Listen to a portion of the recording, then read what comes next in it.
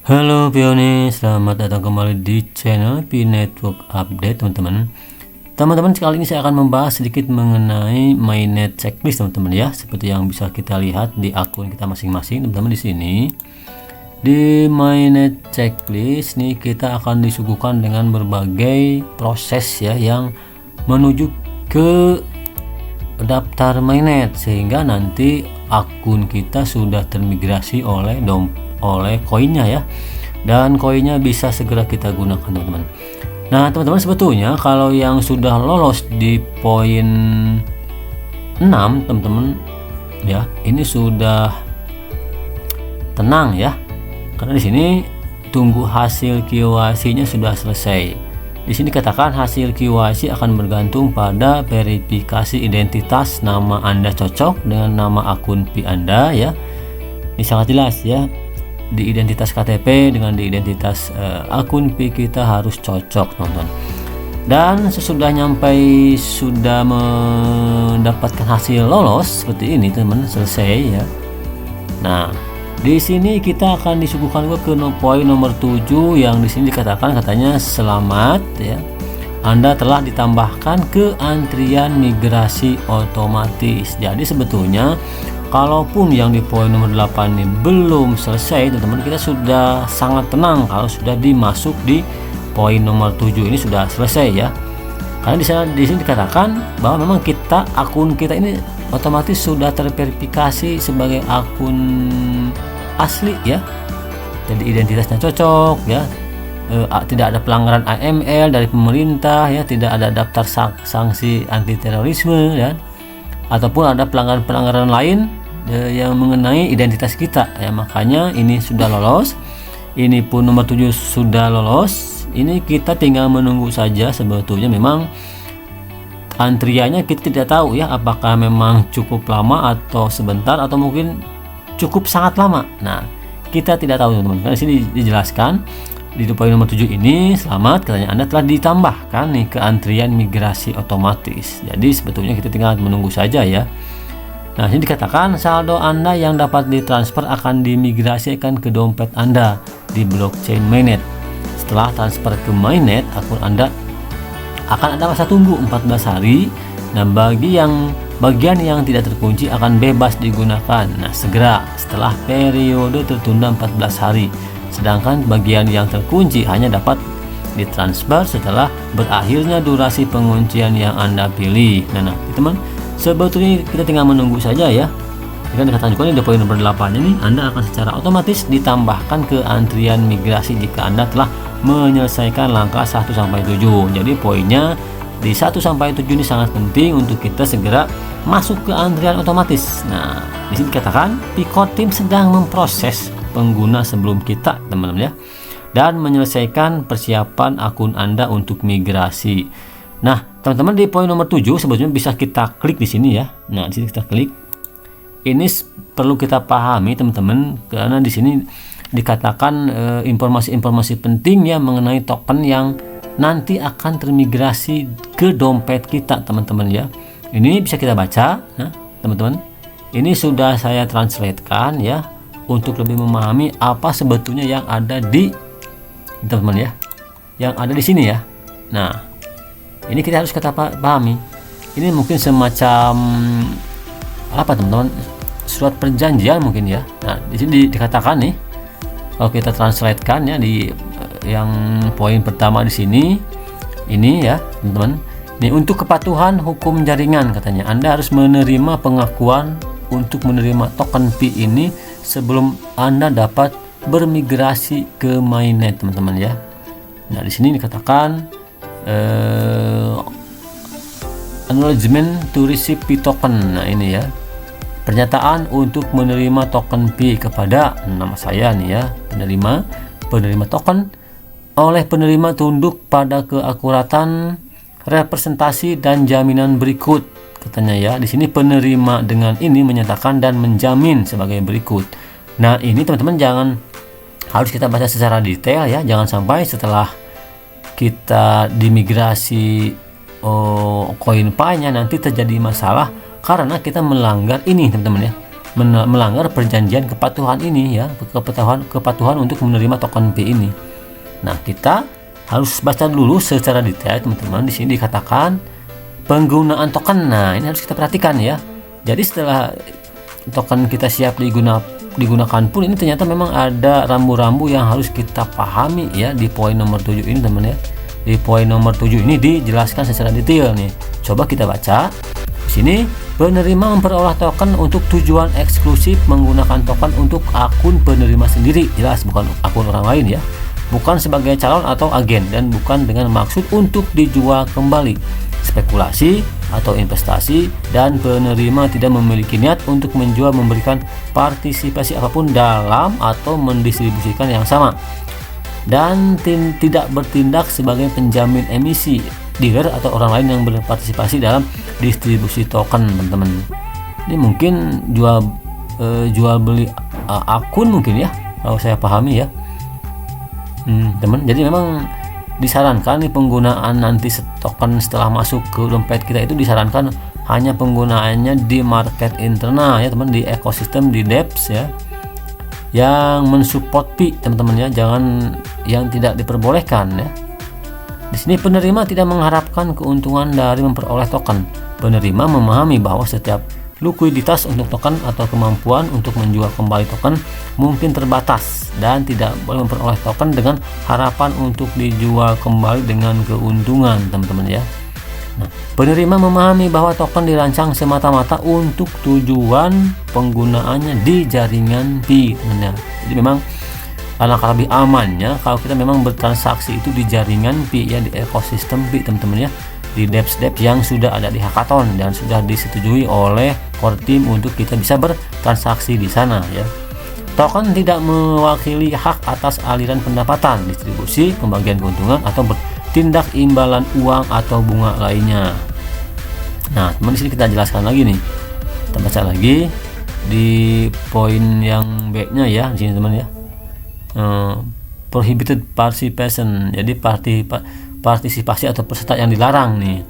Penerima bukan warga negara atau penduduk dari wilayah geografis di mana penggunaan token kriptografi dilarang oleh undang-undang, keputusan, peraturan, perjanjian, atau tindakan administratif yang berlaku. Jadi memang di negara-negara yang melarang kripto ini nggak bisa mungkin ya.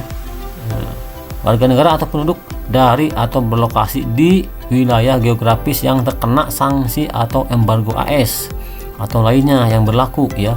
Individu atau individu yang dipekerjakan oleh atau terkait dengan suatu entitas yang disebutkan dalam daftar orang atau entitas yang ditolak Departemen Perdagangan AS.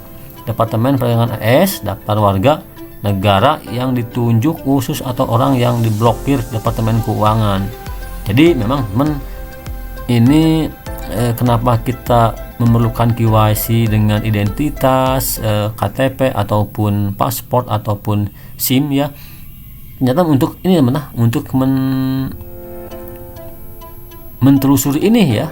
Takutnya kan kita ada di negara yang memang diembargo, yang tidak bisa menggunakan kriptonya dilarang misalnya di negara tersebut ya, makanya memerlukan proses KYC ya. Nah, di sini Pi Network dapat atas kebijakannya sendiri menolak atau menyetujui penerimaan manapun, dan akan atas kebijakannya sendiri menentukan yurisdiksi tempat potensi akuisisi dapat dilakukan. Jadi jelas ya, sangat perlunya proses KYC itu teman ya, untuk memastikan bahwa memang di negara pionir peserta atau pionir pun ini tidak ada embargo atau tidak ada kebijakan di negara tersebut yang melarang kripto ya. Jadi sangat dipastikan ini proses KYC ini sangat penting teman-teman ya.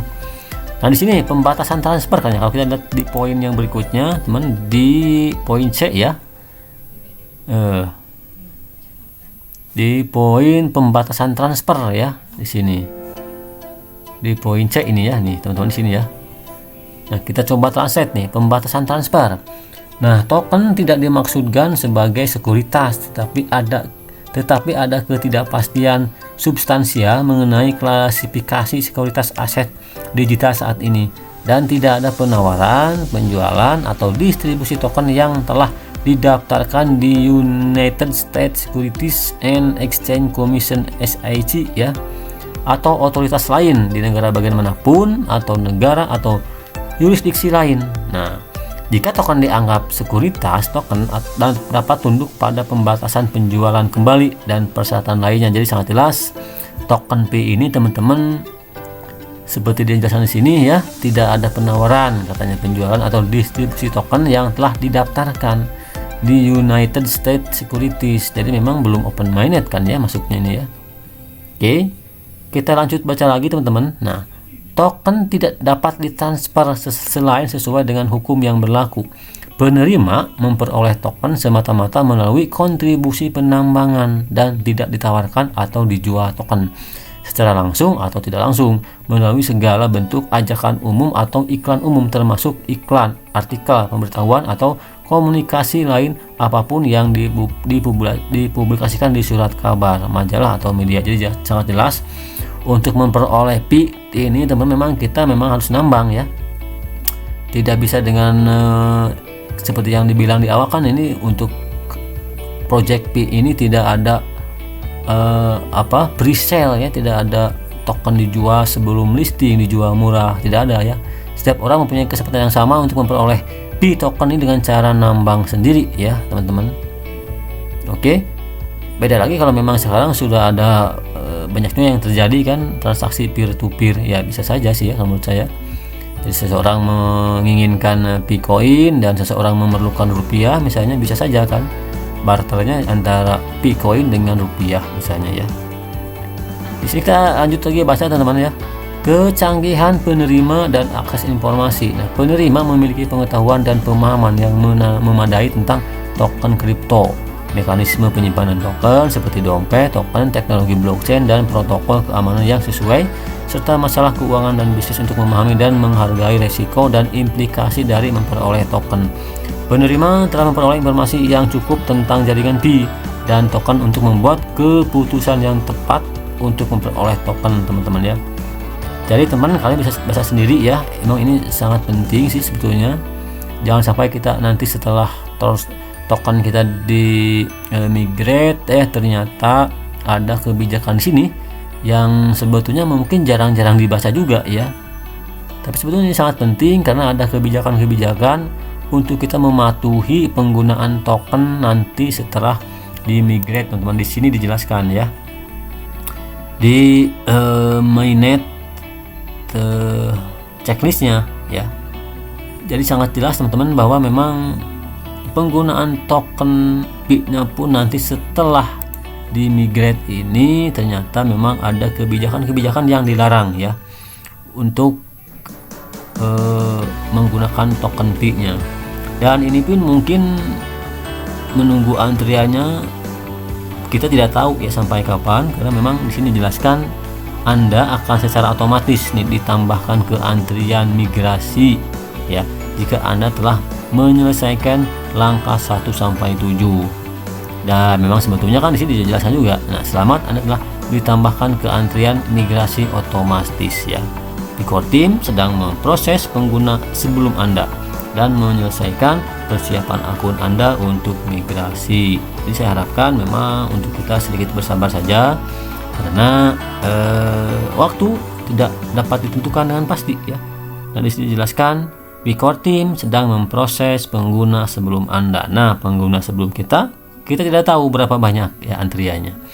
Jadi harap bersabar, dan nanti pun setelah, saya ingatkan kembali, setelah ini sukses, poin 8-nya dan koinnya atau tokennya bisa digunakan, kalian harus paham ini. Baca lagi kalau bisa ya ini. Jangan sampai setelah nanti dimigrasi tokennya ternyata kalian kena ban ya karena melakukan misalnya melakukan transaksi yang dilarang ya oleh tadi perjanjian ini ya, untuk kepatuhan hukum jaringan kan, pernyataan untuk menerima token Pi ini ya. Silakan lah kalian ambil inti sarinya di sini, apa saja yang boleh, apa saja yang tidak boleh ya. Dan selamat bagi yang sudah lolos KYC di sini dan juga sudah termigrasi untuk koin Pi-nya ya. Bijak dalam menggunakannya, dan salam petir, salam pionir. terus berkontribusi, dan jangan lupa untuk dukung terus channel ini dengan cara subscribe, like, komen, dan share. Terima kasih. Assalamualaikum warahmatullahi wabarakatuh.